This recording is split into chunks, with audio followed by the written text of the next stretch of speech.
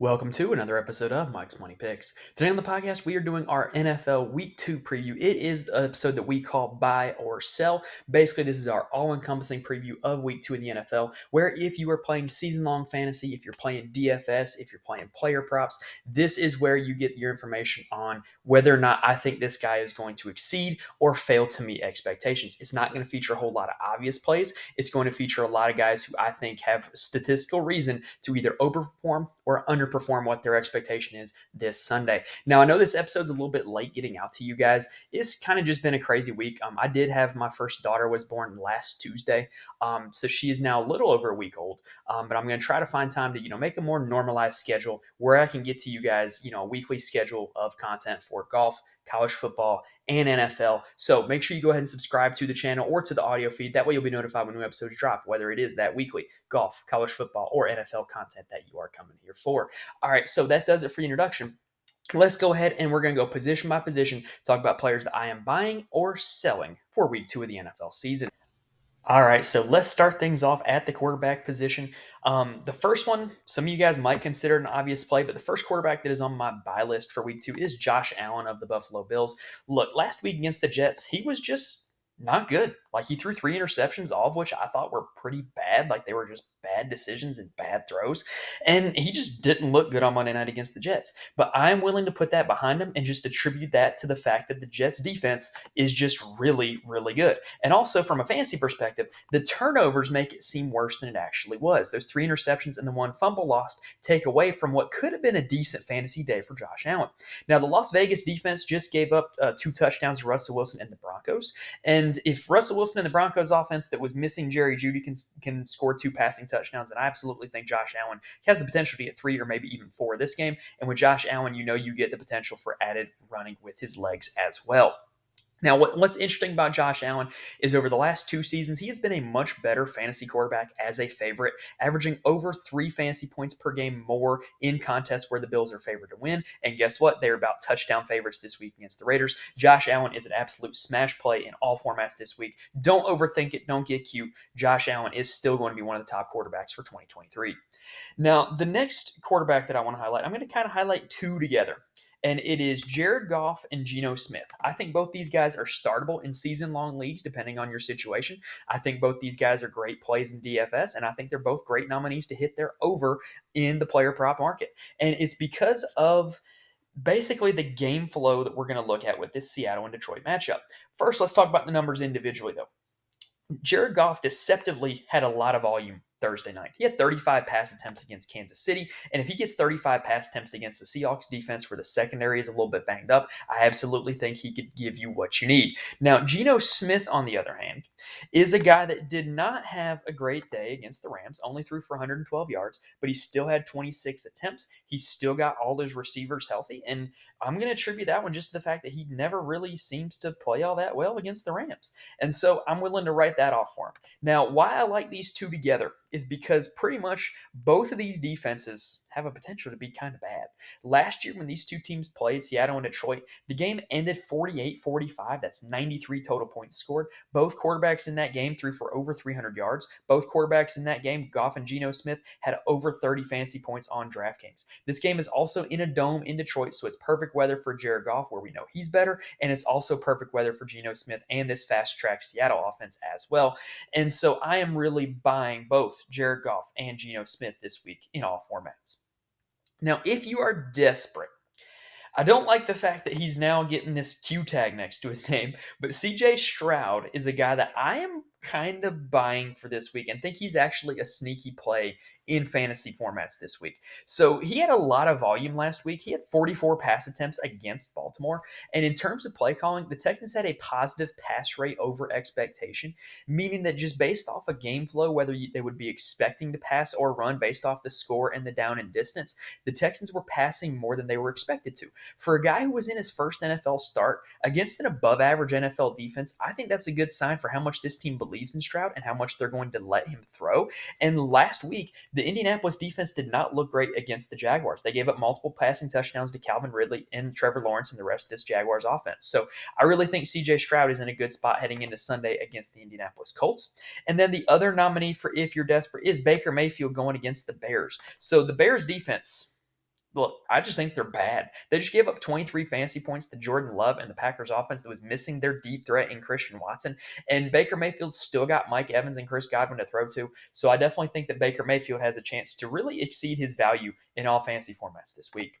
Now, for the sell list, look, I'm not gonna lie. It's kind of hard to have a sell list at the quarterback position, 1 week into the season, just because there's guys that are probably going to be starting or sitting on your season-long fantasy teams no matter what. There's probably going to be guys that are going to be in your DFS lineups or not in your DFS lineups, no matter what, just based off of preconceived notions. There's not a whole lot of stats to go by.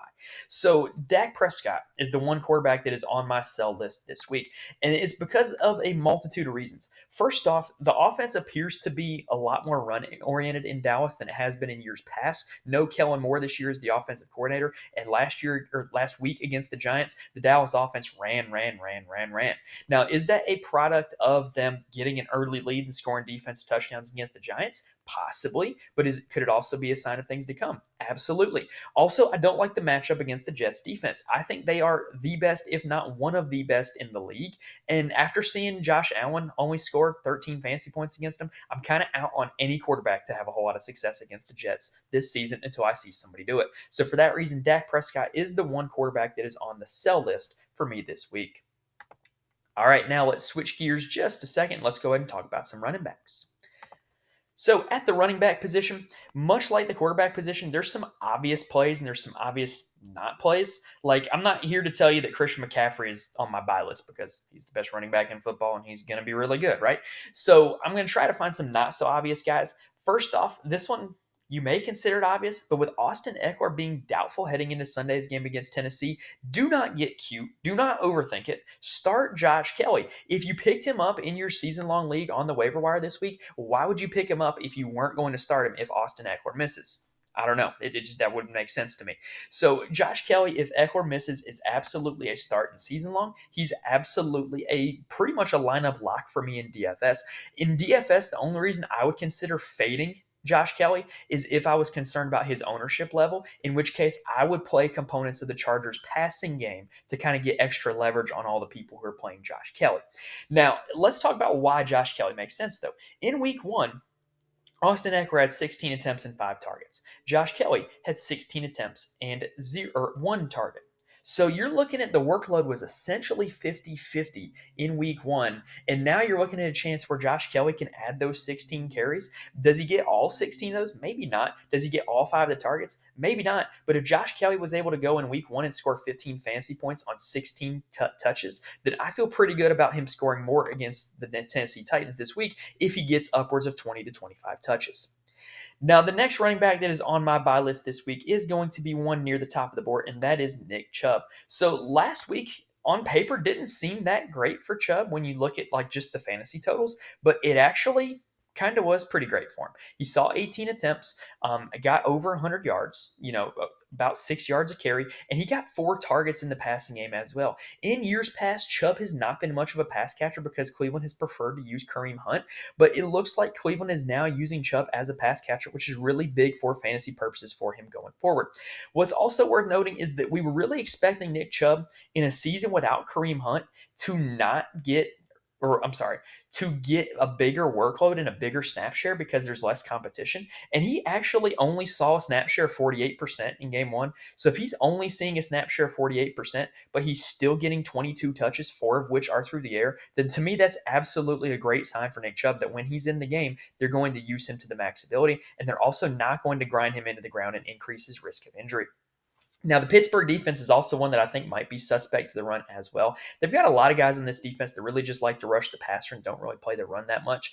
And Pittsburgh just gave up 150 rushing yards to Christian McCaffrey last week. 60 of it was on one long touchdown run. And we know that Nick Chubb has breakaway speed. If he gets you that one long touchdown run, he's paid off his value this week.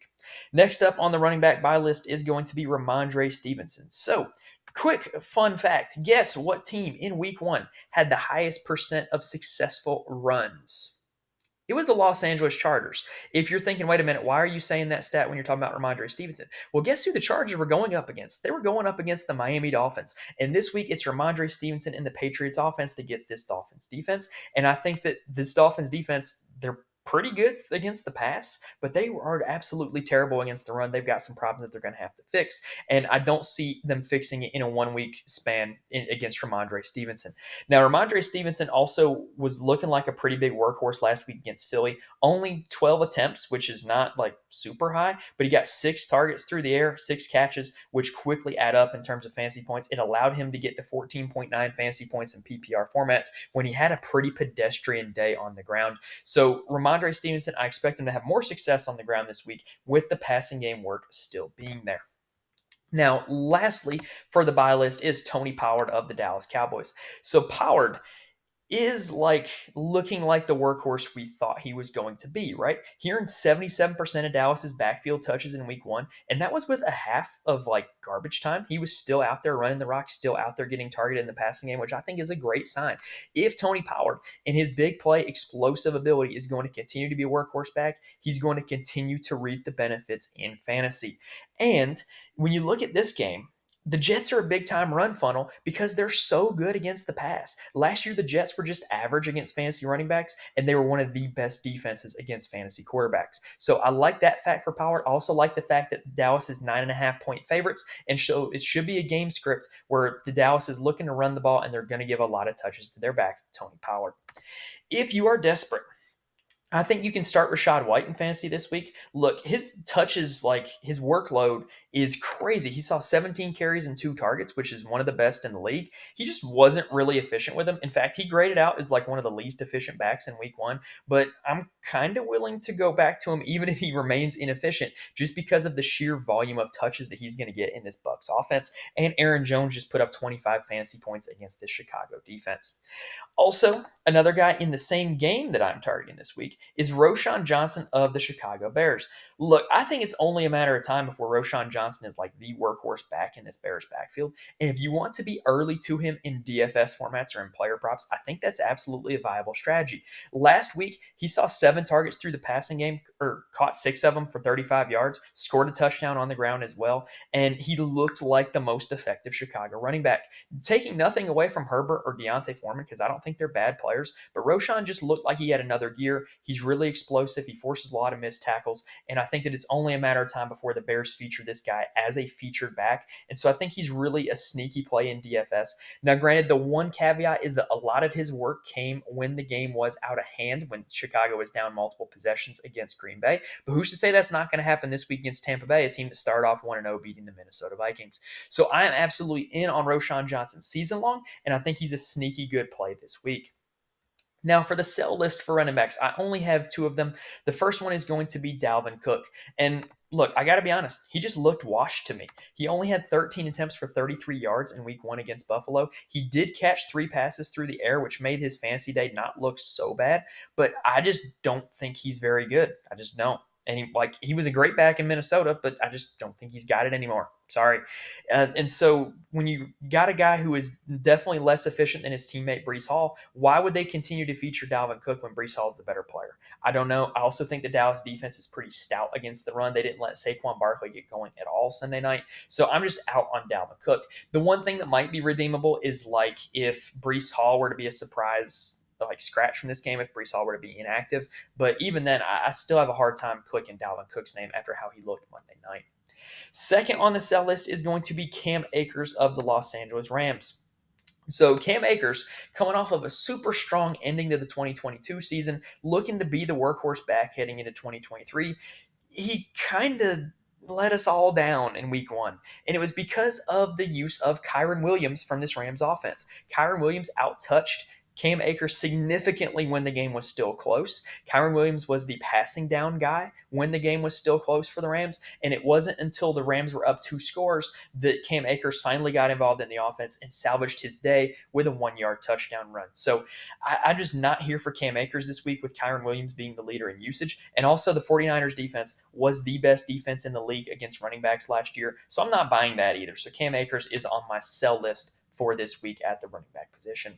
Now, if you are watching this and thinking, well, what does Mike think of the rest of the running backs, or who might be playing in DFS this week at the running back position? Well, there are other places you can find me. You can find me on X now at Mike's Money Picks. You can give me a follow, ask questions, shout out, DM, whatever. I will answer any questions on Twitter. I'm also in the Fantasy Corner Discord. Link is in the description on YouTube. It's a lot of guys who play DFS. We talk golf, college football, NFL, all that stuff. A lot of good discussion goes on in there. A lot of smart people that you can get plays from. I'm in there to bounce ideas off of as well. And then also, I do write long form articles about every DFS slate, but I do not write for free. So head on over to the Patreon, patreon.com/Mike's Money Picks. I write a full-fledged article for every college football, golf, and NFL slate about who my favorite plays in DFS are. I talk ownership, strategy, the whole lot. That is available on that Patreon. Lastly, if you're watching this and you're thinking, I kind of want to try the player props game this week, try to take some of these overs or unders, or maybe I want to try DFS this week, or maybe just straight up betting games or betting guys to score a touchdown. If you want to try anything new, use my site at signupexpert.com/Mike'sPicks. You will get the best offers and promo codes that are available on any DFS player prop or sportsbook site that is available in your area. It will even sync to your location. So head on over there if you want to try something new. If you use my links, it also shows me some support as well as getting you the best offers that are out there. All right, so let's go ahead and switch on over now to the wide receiver position. All right, now talking about some wide receivers, the first receiver that is going to be on my buy list for week 2 is Stefon Diggs of the Buffalo Bills. Look, kind of to piggyback on what we talked about with Josh Allen, Stefon Diggs had 13 targets and 10 receptions and 100 yards and a touchdown, a very productive fantasy day against one of the toughest defenses in the league in the New York Jets, all the while being shadowed by Sauce Gardner, one of the best cornerbacks in the NFL. So if Diggs can do that against one of the best defenses in the league, what's he going to do against one of the worst defense in the league, or at least a bottom half defense in the league at the Las Vegas Raiders? So I just think that Diggs is looking at, a positive sign of the fact that he produced against that really good defense and should have a field day against a not so good defense. If you're playing DFS, I'm all here for an Allen Diggs stack to start off your lineup and then find some value elsewhere to kind of play it back, because I really don't think those two are going to be super highly owned in DFS, but I think that stack is going to be the one you want with, Diggs having that big of a target share from week 1. Now, in this same game, Davante Adams is another guy that I'm interested in. So in week 1, Davante Adams had 6 catches for 66 yards while being shadowed by Pat Surtain, one of the league's best cornerbacks, the entire game. And he still earned 9 targets total in that game. And so if Adams is able to have a moderate amount of success against Pat Surtain and that Denver defense, then I think he's going to be in line to have a better path to success against Buffalo. You also got to imagine that with Jacoby Myers being out of this game, Jacoby Myers got 10 targets in week 1. So if some of those 10 targets just go right to Davante Adams, then he's already in line for a more productive day. And I think when you look at the rest of this Raiders team, I absolutely think that the other Raider receivers, Hunter Renfrow and DeAndre Carter, I think are both in play in DFS as value plays with that vacated production from Jacoby Myers. Next up on the buy list, the last one on the buy list, is going to be a name that's a little more outside the box, I promise. It is Nico Collins of the Houston Texans. So Nico Collins had a pretty good week 1 with 14 fantasy points, but I really like the underlying stats and the underlying profile. So not only did he get 11 targets, which is a really good sign, but he also had 107 unrealized air yards. On those 5 targets that he didn't catch, those totaled up to 107 yards that he could have had. Now, whether it was a drop, an inaccurate throw, good play by the defense, whatever, those 107 yards would have brought Nico Collins over 180, which is quite impressive. Now, if he had just had 20 of those yards and gotten 200 yards, or if he had just gotten one of them and gotten a touchdown, we'd be looking at Nico Collins as one of the big-time breakout players for week 1. So here in this game against Indianapolis, when I mentioned with CJ Stroud, a team that did not defend the pass very well in week 1, I think that Nico Collins could be in line to get some of those air yards back and could be in line for a really big day. Starting receiver for the Texans, Noah Brown, is also on IR, which should open up a few more looks for Collins as well. It also opens up a few looks for Collins' teammates, specifically Tank Dell playing out of the slot for Houston this week. Now, if you are desperate, there are a few bargain bin value plays in DFS or guys that you can probably find on the waiver wire in your season-long leagues that I think are playable this week. First of which is Josh Reynolds. Look, the wide receiver 2 role for this Lions offense is really very much up for grabs with Jameson Williams being suspended. I think Jameson Williams might not even take it back once he gets back. He didn't look that good last year. That's a story for another time. Anyway, Josh Reynolds looked pretty good in week one. He had 7 targets. He had 4 catches for 80 yards, did not score a touchdown. But in a game environment that I think is going to be really good against the Seattle Seahawks, with Seattle's new rookie corner, Devin Witherspoon, still banged up, I think that Josh Reynolds could be in line for a big day as well. He's a great value play in DFS, and I think he is playable in season long if you are in a desperate situation. Last guy that I want to talk about, I'm going back to this Indianapolis-Houston game. Rookie Josh Downs seemed to have a little bit of a connection with Anthony Richardson. He was targeted 7 times in week one against Jacksonville, and this Houston defense just gave up a lot of points to Zay Flowers out of the slot.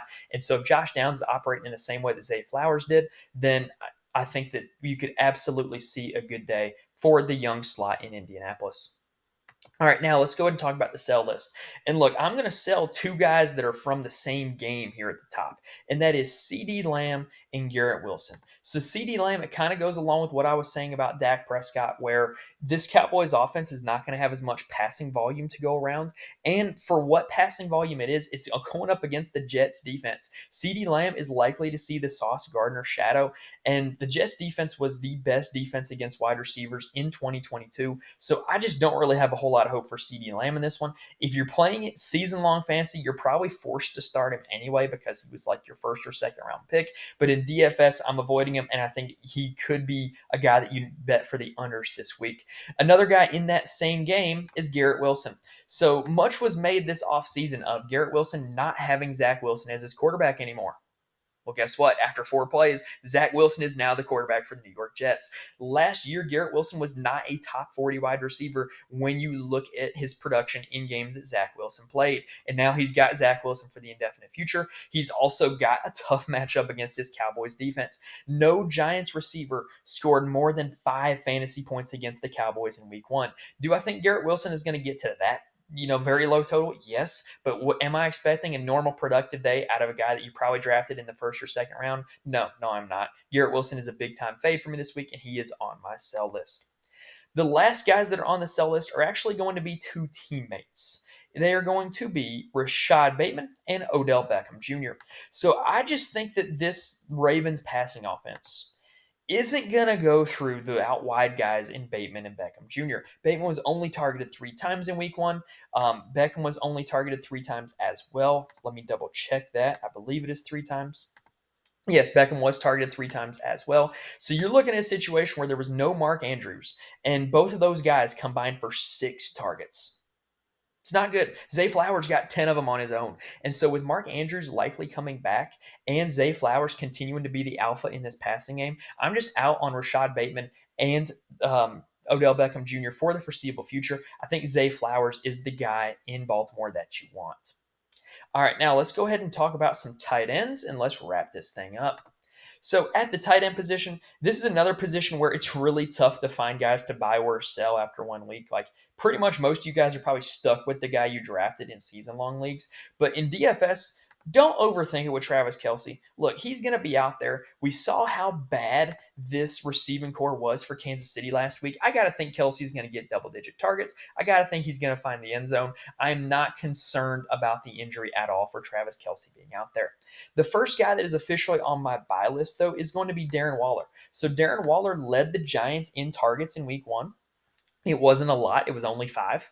He only caught 3 of them for 36 yards, but it's a start, and it's showing that he is going to be the go-to guy in this passing offense. He appears to be fully healthy by all accounts, and the Cardinals' defense has been historically bad against tight ends in the 2021 and 2022 seasons. If you just played the tight end going up against the Cardinals last year, I believe it would have been like the 3rd best tight end in fantasy. So I absolutely think that this could be a big day for Darren Waller with the matchup and with his target profile going forward.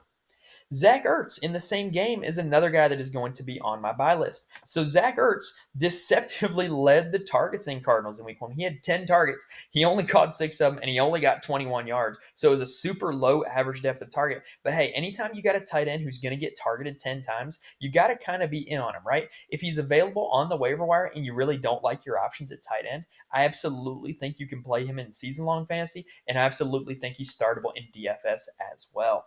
Lastly, let's talk about Dalton Kincaid of the Buffalo Bills. So Dalton Kincaid is a rookie tight end, and I say tight end with air quotes because he lines up mostly in the slot. And he ran 38 routes in week 1 against the Jets, which is quite a high number. It means he's out there a lot, and they're using him pretty much as their wide receiver 3. And I just think that role is going to be super lucrative. He only caught 4 passes for 26 yards in week 1, but if he continues to be out there and continues to run a lot of routes in this high octane Bills offense, I think the fantasy points are coming for Dalton Kincaid. If you are desperate and you need somebody, I think you can go with Adam Troutman of the Denver Broncos, former University of Dayton Flyer. He's only $3,000 on DraftKings. I think he's worth a punt play in DFS formats. But he got 5 targets in week 1, caught all 5 of them for 34 yards. And Greg Dulcich is now hurt. So Adam Troutman is the only tight end available in Denver. And I kind of just think that that's worth something, right? Like Sean Payton in this offense loves to throw to his tight ends. And Troutman knows the Sean Payton offense from his time in New Orleans. If he gives you another like 8 to 10 fantasy point performance, you're okay with that if you have to plug and play start him or if you go with him in DFS at his low salary. The last guy that you can play if you are desperate is Donald Parham Jr. Look, if you played Madden last year, you just know how tall this guy is and how unstoppable this guy is in the red zone. And the Chargers, I kind of think Kellen Moore played Madden last year because when they got in the red zone, he looked to target Donald Parham at a very high rate. Parham officially only had 3 targets in week 1, one of which was an end zone target, which he caught for a touchdown, but he also drew a pass interference flag in the end zone as well. Think about how much differently we feel about Donald Parham if he had 4 targets for 30 yards and 2 touchdowns and scored 15 fantasy points in week 1. It would have been like a big time breakthrough, and a lot of people probably be talking about starting Donald Parham this week if that pass interference penalty had not happened. So I absolutely think he's worth a roll of the dice in DFS, and you could do worse than plug and play starting Donald Parham in a season-long fantasy format, and I think he's not a bad anytime touchdown bet just in the straight-up betting market. Now, for the tight end position, I do have one nominee for the sell list, and that is George Kittle. Look, it's matchup based and it's also personnel based. San Fran has all their weapons right now. And you saw last week, it was Ayuk and CMC that had the big day. All 4 of their big time guys, Ayuk, McCaffrey, Samuel, and Kittle, can't all have big days in the same day. It's just not physically possible. And so I kind of think that right now, Kittle and Samuel are the 2 that are on the outside looking in. And even if you, like right now, I think Samuel is on the outside looking in, but historically, Deebo Samuel tears up the Los Angeles Rams. It's what he does. And so I just really think that this week is another week where Kittle is not going to be in the spotlight. And I just really don't like the prospects of Kittle this week. If you drafted him in season long fantasy, you're probably still starting him because he is still projecting to be a top 5 to top 10 tight end the rest of the year. But I just don't think this is the best spot for him. And I think that his best production will come if Ayuk or Samuel or McCaffrey ever has to miss a game for the 49ers. Now, let's very quickly hit up defense before we get on out of here.